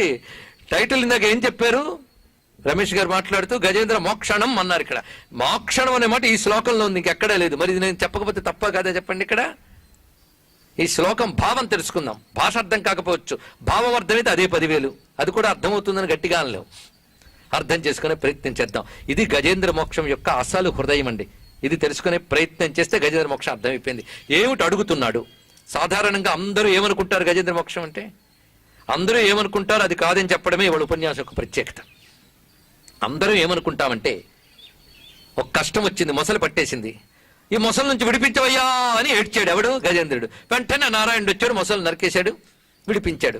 కనుక మొసలి పట్టు నుంచి విడిపించాడు కనుక గజేంద్రుడికి మోక్షం వచ్చింది. మోక్షం అంటే విడుదల వచ్చింది. ఇది కదా మనం అనుకునేది. అది కాదుట. ఎందుకంటే నన్ను మొసలి నుంచి విడిపించు అని అడగలేదు గజేంద్రుడు. మరి దేని నుంచి విడిపించమంటున్నాడు ఇప్పుడు అర్థం చేసుకునే ప్రయత్నం చేద్దాం. జిజీవిషేనాహమిహాముయాకిం. స్వామి, ఈ శరీరాన్ని కాపాడమని నిన్ను అడగట్లేదు. మొదటే చెప్పేశాడు ఇక్కడ. ఈ శరీరాన్ని కాపాడమని అడగట్లేదు. ఈ శరీరంతో బతికి మాత్రం ప్రయోజనం ఏముంది అన్నాడు. గొప్ప మాట. ఇవాళ మొసలి నుంచి కాపాడుకుంటాను, దానితో గ్యారంటీ ఇవా నా జీవితానికి? చూడండి ఇక్కడ, ఇవాళ ఒక ప్రమాదం నుంచి చావు తప్పించుకుంటాం, ఇంకా చావే రాదా? ఇవాళ మొసలి పట్టింది, రేపు ముసలితనం పడుతుంది, ఏదో ఒకటి పట్టి తీసేయడానికి ఏదో ఒకటి. కనుక నన్ను నేను ప్రతిసారి చావు నుంచి కాపాడుకుంటూ ఎంతకాలం దేహాన్ని కాపాడుకుంటాను? అసలు ఈ దేహం నేను అనుకోవడమే పెద్ద చావు. ఇది ఆలోచించండి ఇక్కడ. ఇది అర్థం కాలేదు అంటే అర్థం గజేంద్రుడు మనకు అర్థం కాలేదని అర్థం. గజేంద్రుడి స్టేట్ ఆఫ్ మైండ్, ఆయన ఆలోచన స్థాయి మనకు అర్థం కాలేదు. ఇంకా గజేంద్ర మోక్షం అంత తేలిక చెప్పండి ఇక్కడ. గజేంద్రుడు ఎటువంటి భక్తుడు ఇప్పుడు అర్థమైందా? ఏమని? మనకు అర్థం కానంత గొప్ప భక్తుడని. మనకు అర్థం కానంత గొప్ప భక్తుడు గజేంద్రుడు. ఎందుకంటే గజేంద్రుడి స్థితి ఎలా వెళ్ళిపోయిందంటే, జిజీవిషేనాహమిహ అముయాఖ్యం. అముయా, ఈ దేహంతో బతికేం ప్రయోజనమైంది అయ్యా? బ్రతకడం అంటే దేహం నేను అనుకుంటూ ఉన్నంత కాలం ఏముంటుందో తెలుసా? అంతర్బహిశ్చావృతయే భయోన్య. దేహం నేను అనుకున్నంత కాలం నా లోపల బయట కూడా భయం తప్ప మరొకట్లేదు. అవునా లేదా అండి? బయటికి వెళ్తే భయం. అందుకు బయటికి వెళ్తే భయం, అవునా లేదా? బయటికి వెళ్ళే వాడికి క్షేమంగా వస్తాడో లేదో తెలియదు. బయటికి వెళ్తే భయం. పోనీ లోపల ఉంటే భయమా లేదా? అప్పుడు మరికొన్ని భయాలు. అంతర్బహిశ్చావృతయే భయోన్య. కనుక దేహం ఉన్నంతకాలం భయం తప్పదు. అలాగే దేహం తీసి పారేయాలా? పోతే దేహం తీసేస్తే దేహం పోతుందా? ఒక స్థూల దేహం పోతుంది, సూక్ష్మకారణ దేహాలు 2 ఉంటాయి, వాటితో మళ్ళీ జన్మలు ఎత్తాల్సిందే. కానీ 3 దేహాల్లోనూ మనం చిక్కుకుని ఉన్నాం. ఈ దేహమే నేను అనుకుంటున్నాం. కనుక దేహం నేను అనుకునే అజ్ఞానం పోగొట్టవయ్యా అన్నాడు. మరి నువ్వెక్కడున్నావు? నువ్వు నాలోనే ఉన్నావు. నాలో ఉన్న నిన్ను తెలుసుకోకుండా ఈ బయట కనబడే దేహమే నేను అనుకుంటూ, దేహంతో సంపాదించుకున్నవే నేను అనుకుంటూ నిన్ను మర్చిపోతున్నాను. అది వచ్చింది పెద్ద బాధ. కనుక నాలో ఉన్న నిన్ను తెలియనీయకుండా కప్పేస్తూ ఒకటి ఉంది లోపల. దానికి అజ్ఞానం అంటారు. కప్పేసా దానికి ఆవరణ అని పేరు. నా లోపల ఉన్న నిన్ను తెలియనివ్వకుండా కప్పేస్తూ ఒక అజ్ఞానం ఉంది. ఇన్నాళ్ళకి ఒక అజ్ఞానం ఉందని తెలుసుకున్నాను. చూడండి ఇక్కడ, ముందు రోగం డయాగ్నోజ్ అయితే తర్వాత ట్రీట్మెంట్. అసలు రోగం ఉందనే తెలియదు, హ్యాపీగా గడిచిపోతుంది. ఒక ఆయన అన్నాడు, నాకు ఈ మధ్య గిల్లుతున్నా నొప్పి తెలియట్లేదండి అని. 10 మందికి చెప్తున్నట్టు అబ్బా అబ్బా అన్నట్ట. 11వ వాడు అన్నాడు, అది గొప్ప కాదయ్యా, రోగం ఏదో ఉందని ముందు టెస్ట్ చేస్తాను రా అన్నట్టండి. అలా మనకి రోగాలు ఉన్నాయని కూడా తెలియదు. పెద్ద రోగం ఏంటంటే ఈ దేహం నేను అనుకోవడం పెద్ద రోగమయ్యా. నిన్ను మర్చిపోయి, నిన్ను తెలుసుకోకుండా ఇవే సత్యం అనుకుని వీటి కోసం ఏడుస్తూ, వీటి కోసం సంతోషిస్తూ ఈ రోగం నాకు వదలట్లేదు. ఇప్పటికీ నాలెడ్జ్ వచ్చింది. అయితే రోగం ఉందని తెలుసుకున్నా కానీ వదిలించుకోవడంగా మాత్రం ఆయన దయే ఉండాలండి. ఆయన తప్ప ఎవ్వరు వదిలించలేరు. మదిలో చింతలు మైలలు మణుగులు వదలవు నీవవి వద్దనక. ఎవరన్నారు? అన్నమయ్య. అందుకే కోరిన కోర్కులు కోయని కట్లు తీరవు నీవవి తెంచక, భారపు పగ్గాలు పాపపుణ్యములు నేరుపునవోవు నీవు వద్దనక. నా అంతటి నేను చేయగలయ్యా? ఏదో కర్మ కొద్దీ నువ్వు తగిలించావు. నిన్ను శరణ వేడేనుగా ఈ కర్మ కొద్దీ, అంటే నిన్ను శరణ వేడడం అనే భక్తి కొద్దీ నువ్వే తొలగించు. అది చెప్పేది ఇక్కడ. కర్మ కొద్దీ తొలగించో, భక్తి కొద్దీ తొలగించు. ఇది చెప్పవలసింది ఇక్కడ. అది శరణ వేడాలండి. ఆ మాట ఇక్కడ. అంతర్యామి అలసితి సొలసితి ఇంతట నీ చరణిద జొచ్చితి. మనం అంటున్నామండి ఇప్పటి వరకు అలసితి అని? ఇంకా లేదు. ఐఎమ్ రెడీ ఇంకా ఆడుకోవడానికి. ఇంకా చాలయ్యా అలశాను, నీ పాదములు తప్ప మరొకట్లేదు, లావొక్కింతయు లేదు, ధైర్యము విలోలంబయ్యే. అంతర్యామి అలసితి సొలసితి ఇంతటి నీది శరణిది జొచ్చితి. భక్తుడు గజేంద్రుడైనా అన్నమయ్యన్నా ఆర్తి ఒక్కటేనండి. ఇది తెలుసుకోవాల్సింది ఇక్కడ. నువ్వు అనుగ్రహించకపోతే అజ్ఞానం తొలగదు, మోక్షము రాదు. నేనేం చేయగలను స్వామి? అందుకే దీనితో నన్ను ఉంచమని నేను అడగట్లేదు. ఉంచినా ఇది అజ్ఞానపు కొంప. దీనితో ఈ భయం తప్ప ఏముంది చెప్పు? జిజీవిషేనాహమిహామియాకిం అంతర్బహిశ్చావృతయే భయన్యా. మరి ఏంటి నా కోరిక తెలుసా? ఇచ్ఛామి కాలేన నయస్య విప్లవ తస్యాత్మలోకావరణస్య మోక్షణం అన్నాడు ఇక్కడ. దేనికి కాలముతో మార్పు లేదో ఆ ఆత్మను తెలుసుకోనివ్వకుండా కప్పివేసే అజ్ఞానాన్ని తొలగించమని నిన్ను ప్రార్థిస్తున్నాను. నేను ఇప్పుడు తెలుగులోనే చెప్పాను కదా, దేనికి కాలముతో మార్పు లేదో దానిని తెలుసుకోనివ్వకుండా అడ్డేస్తున్నటువంటి అజ్ఞానాన్ని తొలగించు, అజ్ఞానం నుంచి నాకు మోక్షం ఇవ్వు. ఇది గజేంద్రుడు చేసిన ప్రార్థన. దేనికి కాలంతో మార్పు లేదు? ఇప్పుడు ఆలోచించండి, ఆలోచించండి, ఆలోచించండి.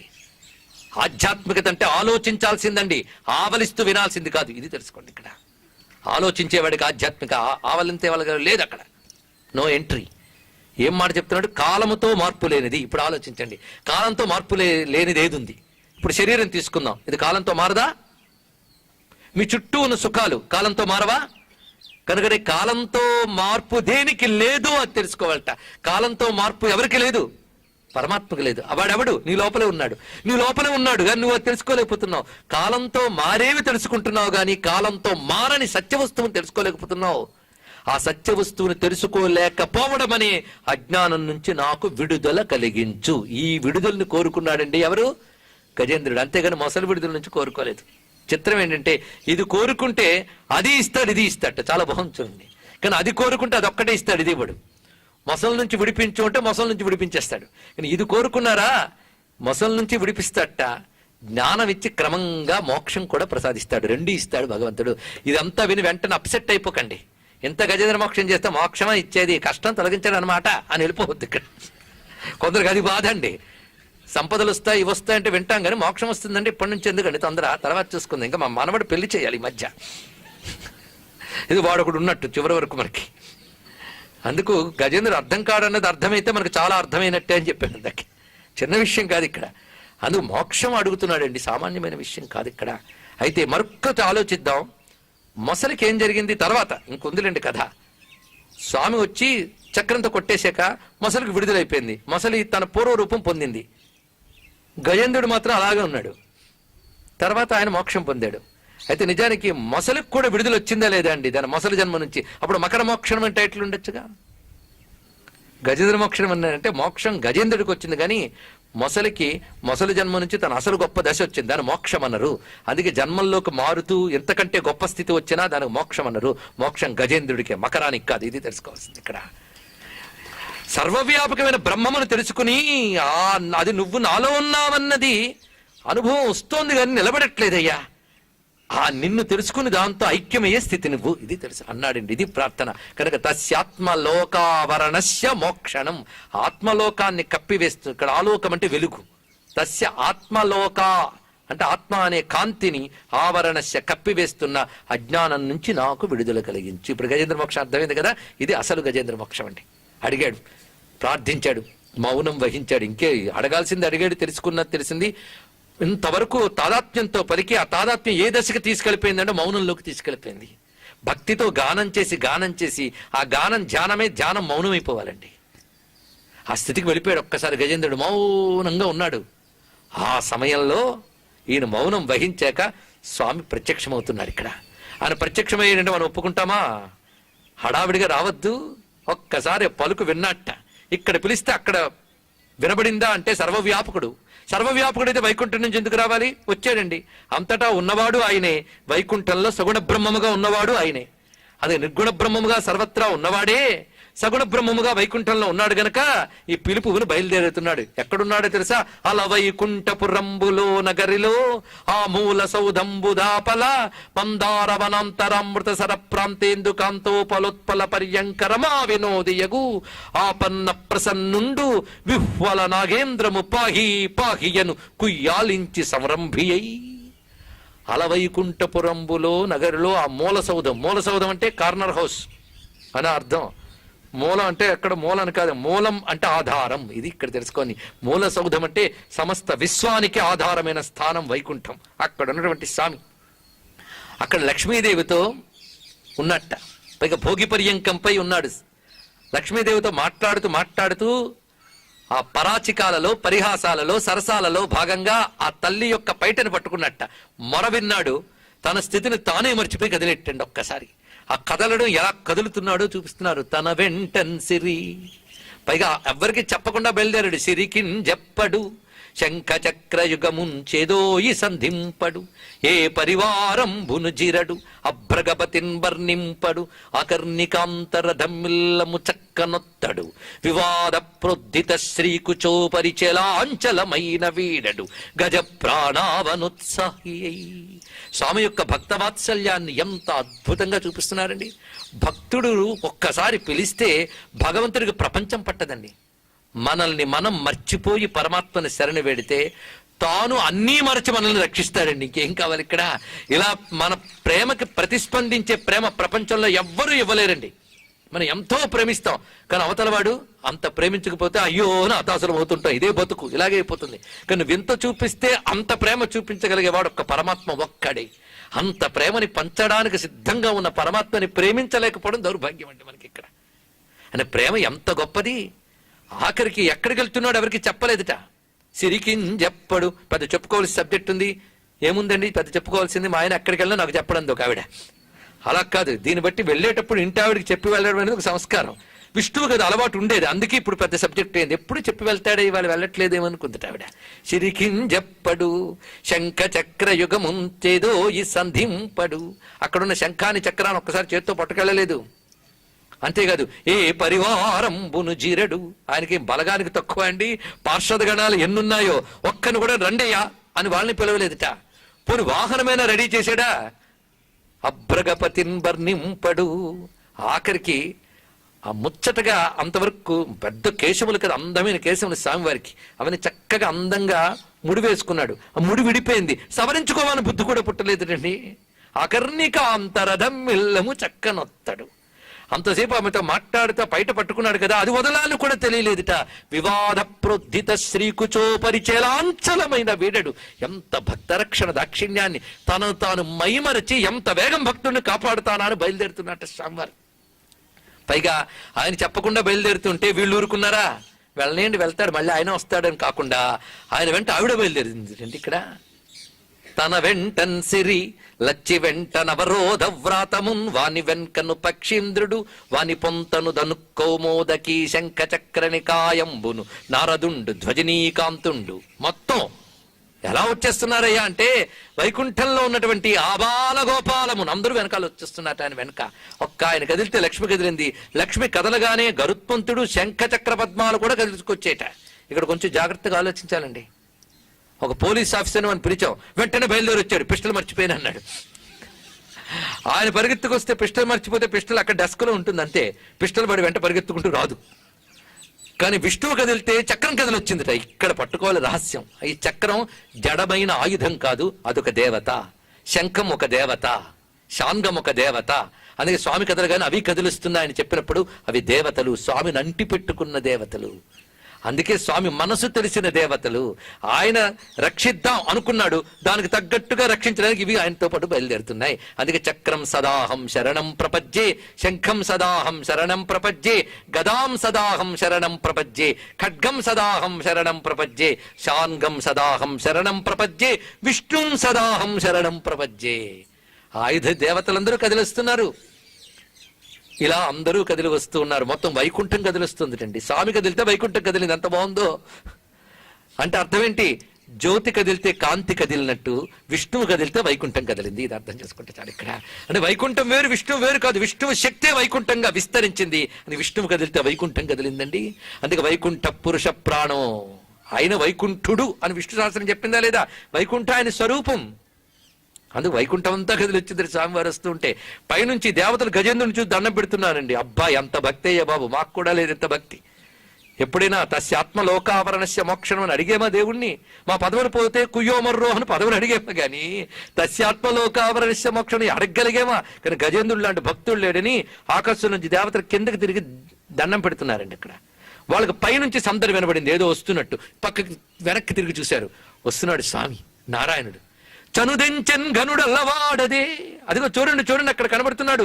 చనుదెంచెన్ గనుడల్లవాడే హరి, పజ్జన్ కంటిరే లక్ష్మి, శంఖని నాదంబదే చక్రమల్లదే, భుజంగ ధ్వంసయున్ వాడే. అదిగో నారాయణుడు, అదిగో లక్ష్మీదేవి. అక్కడ శంఖం మోగుతూ వస్తోంది, ఆ చక్రం తిరుగుతూ వస్తోంది. ఆ ప్రక్కన రెక్కలల్లార్చుతూ వస్తున్నాడు గరుత్మంతుడు. క్రన్నననే తెంచెనటంచు వేల్పులు, నమో నారాయణాయేతి నిస్వనులై మృక్కిరి మింట, హస్తి దురవస్థా వక్రికిన్ చక్రికిన్. ఒక్కసారి నమస్కారం చేసేట. నమో నారాయణాయన అష్టాక్షరే అంటూ ఆ నారాయణమూర్తిని చూసి నమస్కరిస్తున్నారు. పరమాత్మ వస్తూ ఉన్నాడు. గజేంద్రుడు చూస్తున్నాడు. స్వామి వస్తున్న నాదమునకు స్పందించు కళ్ళు తెరిచాడండి. అంతవరకు అన్ని మైమరచిన ధ్యానంలో అంతర్ముఖుడే ఉన్నవాడు అప్పుడు కళ్ళు తెరిచేట. ఎందుకు? అంతవరకు అంతర్ముఖంలో ఉన్నవాడు ఎదురుగా కనబడ్డాడు. అప్పుడు కళ్ళు తెరిచాడు. కళ్ళు తెరవగానే ఛందోమయే నగరుడేన సముహ్యమాన తత్రాఖిలామరమయో హరిరావిరాశీత్. 2 శ్లోకపాదాలను విడివిడి కలిపాం. ఇప్పుడు స్వామి ఎలా కనబడుతున్నాడయ్యా అంటే గరుత్మంతుడిపై కూర్చొని కనబడుతున్నాడండి. అద్భుతమైన శంఖ చక్ర గదా పద్మములు చక్క ధరించున్నాడు. గరుత్మంతుడిపై కూర్చొని దర్శనమిచ్చాడు. ఒక్కసారి ఎక్కడి నుంచి వచ్చాడు? వైకుంఠం నుంచి. ఇప్పుడే చెప్పారు కదా అని మనకు తెలుగులో చెప్పిన మూలంలో ఒక మాట ఉన్నది, తత్రాఖిలామరమయో హరిరావిరాసిత్. విష్ణువు అక్కడికక్కడే ఆవిర్భవించాడని ఉందండి భాగవత మూల గ్రంథంలో. ఎక్కడి నుంచో వచ్చాడని లేదు. ఎందుకంటే విష్ణువు ఎక్కడి నుంచో రావాలా? నేను స్తంభం నుంచి రాలే. ఎందుకంటే సర్వత్రా ఉన్నవాడు గనక ఎక్కడ పిలిస్తే అక్కడే పలుకుతాడు గనక పిలిచిన వెంటనే ప్రత్యక్షమయ్యట. ఇతర దేవతలు, ఇంద్రాదేవత దండం పెడుతున్నారు కానీ ఎవ్వరు రాలేదండి. ఒక మొసల్ని కొట్టడానికి విష్ణువు దిగి రావాలండి. ఇంద్రుడు వజ్రాయుధం వేస్తే అయిపోలే, వరుడు పాశంతో లాగితే పోలే, యముడు కాలదండంతో కొడితే పోలే, కానీ ఎవరు ఆ పని చేయలేదు.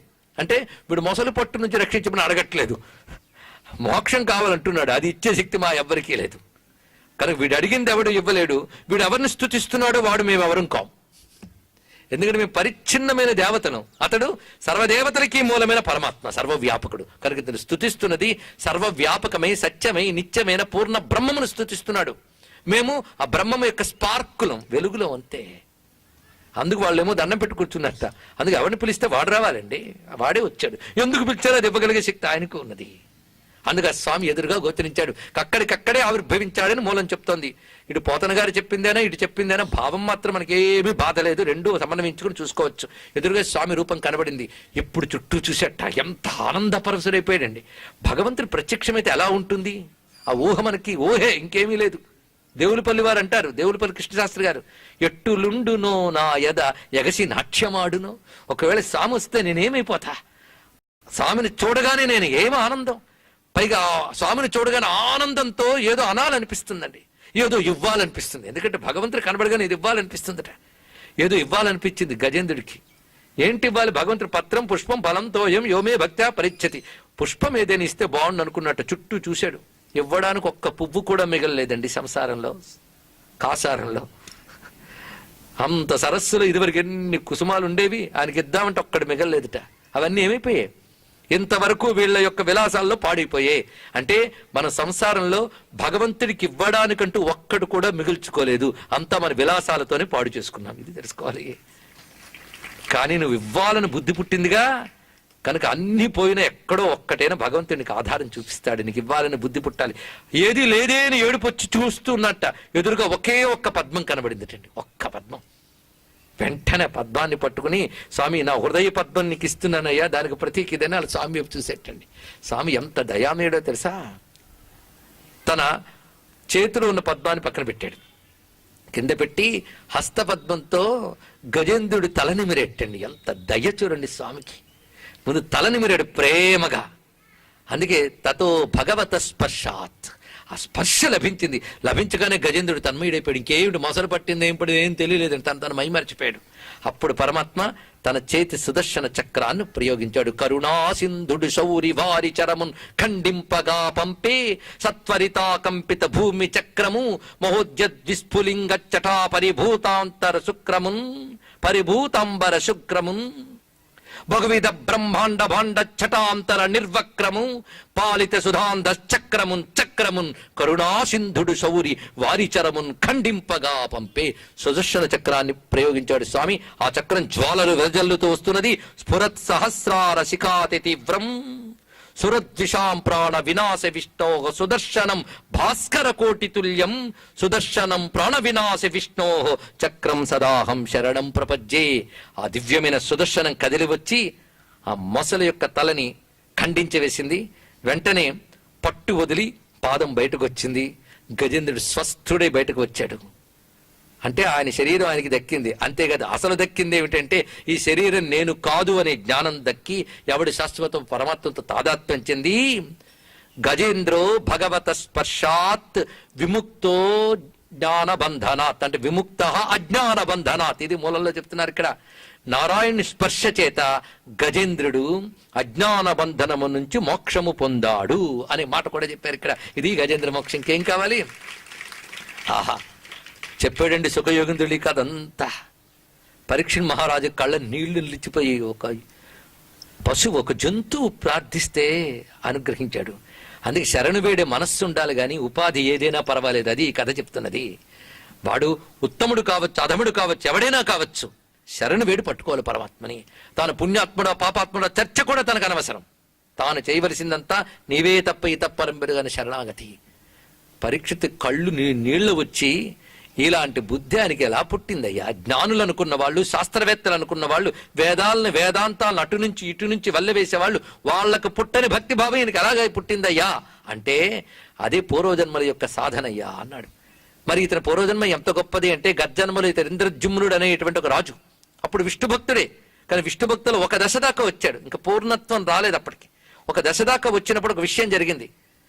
అటువైపు వెళుతున్న అగస్త్య మహర్షిని గమనించక ఆయన ఉపేక్ష వహించాడు. అప్పుడు అగస్త్యుల వారు శపించారు, ఇక్కడ మహాత్ముడు వెళుతున్నా గ్రహించకుండా ఒక జంతువులో ఉన్నావు కనుక జంతువు వైపు అని శపించట. వెంటనే మనం అనుకుంటాం ఈ ఋషులతో వచ్చింది బాధ ఇదేనండి, ప్రతిదానికి శపించేస్తుంటారు. వాళ్ళు శపించారంటే అది వరం అండి, సామాన్యమైన అంశం కాదు ఇక్కడ. అంటే అర్థం ఏంటి? విష్ణు భక్తి ఎంత పండిపోవాలంటే ఎదురుగా వచ్చే మహాత్ముడుకు నారాయణుడే. ఆ నారాయణుని యొక్క స్పృహ తెలియకుండా, వచ్చిన నారాయణను గుర్తించకుండా భ్రాంతిలో ఉన్నావు నువ్వు. అది ఇక్కడ. అది అంతటా విష్ణువును చూడగలిగే స్థితి నీకు రావాలి. అది ఇంకా అడ్డుకుంటోంది. ఆ అడ్డంకి పోగొట్టడానికి నీకు ఇంకొక జన్మ ఉంది. ఆ జన్మ నువ్వు పొందుతా ఉన్నాడు అగస్త్యులు వారు. ఇది అర్థం చేసుకోవాల్సింది. తెలియక అగస్త్యుల మీద కోపం వస్తుంది, ఇంత పోయి మనకి. ఈ విధంగా చెప్పారు. ఆ ఒక్క చిన్న అడ్డంకి వల్ల ఎలాంటి జన్మ వచ్చిందో చూడండి. ఇంతవరకు విష్ణు భక్తులు అయ్యాడు కదా. ఎక్కడ పుట్టాడు? క్షీరసాగర మధ్యంలో ఉన్నటువంటి పర్వతంలో పుట్టాడు. అక్కడ పుట్టింది కూడా మామూలు ఏనుగులా కాదు. అందుకే ఏనుగుల్లో రాజుగా పుట్టాడు. ఎందుకంటే స్వామి చెప్పాడు, శుచీనాం శ్రీమతాంగే యోగ భ్రష్టోభుజాయితే అన్నట్లుగా అనేక జన్మల పుణ్య విషయం చేత తాను ఎందులో జన్మిస్తాడో అందరూ గొప్ప జన్మ. మరి మానవుడిగా పుట్టలేదండి, యోగ్గా పుట్టలేదండి అంటే పుట్టేమో అఘోరిస్తున్నామని ఇక్కడ. ఎందులో పుట్టినా భగవత్ స్పృహ కలిగిన జన్మ గొప్పదండి. అది ఇంకేం కావాలి ఇక్కడ? ఆ జన్మ వచ్చింది. కానీ ఏనుక్క పుట్టినా ఏనుగుల్లో గొప్పవాడు, భోగాలన్నీ అనుభవించాడు, చివరికి యోగంలోకి వెళ్ళిపోయాడు మధ్యలో. చూడండి ఇక్కడ ఇంకేం కావాల్సింది? కనుక అంత ఉత్తమ జన్మ పొందాడు, ముక్తి పొందిపోయాడు. ఆ జన్మతో సరి ఆయనకి. మరి మొసలిగాడు ఏం పుణ్యం చేశాడు అయ్యా అన్నాడు. వాడికి ఏదో పుణ్యం ఉండాలి, లేకపోతే సుదర్శన చక్రం తగిలిందంటే సామాన్యమైన అంశమా అండి? చూసారా, గజేంద్రుడికేమో హస్తస్పర్శ, మొసలికేమో ఆయుధం తగిలింది. చూడండి ఇక్కడ. ఆయన ముట్టుకుని ఉంటే దీనికి కూడా మోక్షం వచ్చేది. ఇంకా దానికి అర్హత రాలేదు కానీ ముట్టుకోలేదు ఆయన. స్వామి స్పర్శ అంత గొప్పదండి, సామాన్యం కాదు ఇక్కడ. అందుకే ధ్రువుడు అంత ఏడిస్తే శంఖం తగిలించాడు. ప్రహ్లాదు దండం పెడితే ఒళ్ళు పెట్టుకున్నట్టండి. ఎంత సాధించారండి ఇక్కడ. ఆయనకు తెలుసు ఎవరిని ఎలా పట్టుకోవాలో, ఎవరిని ఎలా చేయాలో తెలుసు ఆయనకి. గజేంద్రుడి తల నిమ్మిరాడు, అంతే వచ్చింది జ్ఞానం. గజేంద్రో భగవత స్పర్శాత్. అద్భుతం. మరి మొసలిగాడి గతి ఏమిటయ్యా అంటే వీడు ఆహా హూహు అనే గంధర్వుల్లో ఒకట. వీడేం చేశాడు, ఒకసారి ఒక జలాశయంలో తన భార్యలతో కలిసి చక్కగా ఈత కొడుతున్నాడు, ఈదులు ఆడుతున్నాడు, జలకాలాట ఆడుతున్నాడు.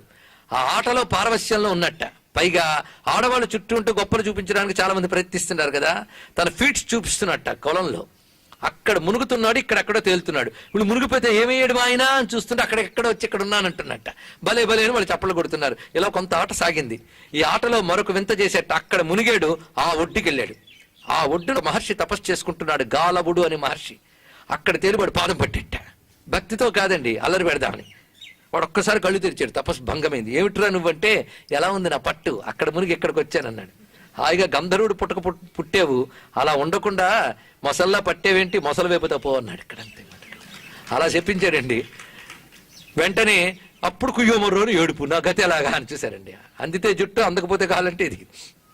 అప్పుడు వెంటనే అన్నాడు, ఇప్పుడు నా కాళ్ళు పట్టినట్టే ఓ భాగవతోత్తముడు కాళ్ళు పట్టుకో, బాగుపడతావు, పై స్థితికి వెళతావులే అన్నాడు. ఇక్కడ అది ఆయన భగవంతుడి పాదం పట్టుకున్నాడు గజేంద్రుడు, గజేంద్రుడి పాదం పట్టుకున్నాడు మొసలి. బాధతో పట్టుకున్నా భాగవతుడి పాదం పట్టుకున్నాడండి. అందుకే వాడు మొసలి పట్టు వదిలిపోయి వాడి స్థితికి వాడు వెళ్ళాడు. ఇది గజేంద్ర మోక్షణం కథ నాయన. ఎవరైతే ఈ కథని ప్రాతకాలం లేచి స్మరిస్తారో, ఆ అరణ్యాన్ని, ఆ కాసారాన్ని, ఆ ఏనుగుని, ఆ మొసలి పట్టినప్పుడు ఏనుగు చేసిన ప్రార్థనని, ఆ ప్రార్థనని తలంచి అనుగ్రహించినటువంటి నారాయణుని స్మరించే వారికి సర్వవిధ శుభములు కలుగుతాయి అని భాగవతం చెప్తున్నది. అలాంటి దివ్యమైన గజేంద్ర మోక్షణ ఘట్టాన్ని ఇక్కడ చెప్పుకుని ప్రహ్లాద వరద నరసింహస్వామి వారి యొక్క కృపకు మనం పాత్రులమయ్యాం. గజేంద్ర మోక్షణ ఘట్ట ఇక్కడ కావాలని మిత్రులు కోరుకున్నారు. దీనికి వాళ్ళు ఒక కారణాన్ని చూపించారు. ఎందుకంటే రానున్న సంక్రమణం వెళ్ళిన మరో రోజు కనుమనాడు స్వామివారికి క్రింద పూల తోటలో గజేంద్ర మోక్షణ ఘట్టం చేస్తారటండి. ఎందుకంటే భక్తవత్సల స్వరూపము ప్రహ్లాద వరదుడు, గజేంద్ర వరదుడు, వీళ్ళిద్దరే సర్వవ్యాపకులు ఒక్క చోట అలా వచ్చిన వాళ్ళు. అందుకే ఇద్దరికి ఏదో సామ్యం ఉంది. అందుకే నేనే గజేంద్రుడికి వరమనిచ్చిన వాడును, కనుక మీరు శరణాగతి అయితే నేను రక్షించిన సిద్ధం అంటున్నాడు వరాహలక్ష్మీ నరసింహస్వామి. అందుకే ఈరోజు ఒక్కసారి గజేంద్ర మోక్షం చెప్పించి నన్ను ధన్యుణ్ణి చేయించాడు, వినిపించి మిమ్మల్ని ధన్యుల్ని చేశారు. మనందరం కలిసి ఒక్కసారి స్వామివారికి జయ జయధ్వానాలతో నమస్కరించుకుంటూ నాకు ఈ అవకాశం కల్పించినటువంటి దేవస్థానం వారికి, విని చక్కగా అనుగ్రహించినటువంటి పండితులు, వేద పండితులు, మహాత్ములు కూడా ఉన్నారు, వారందరికి కూడా నమస్కరిస్తూ, ఆత్మీయులైన మీ అందరికీ మీలో ఉన్న నారసింహునికి నమస్కరిస్తూ, సాయంత్రం మళ్ళీ క్రింద మనం పుష్కరిణి సత్రంలో ప్రవచనకు సిద్ధమవుదాం. ప్రహ్లాద చరిత్ర. శ్రీ వరాహలక్ష్మీ నృసింహస్వామికి జై.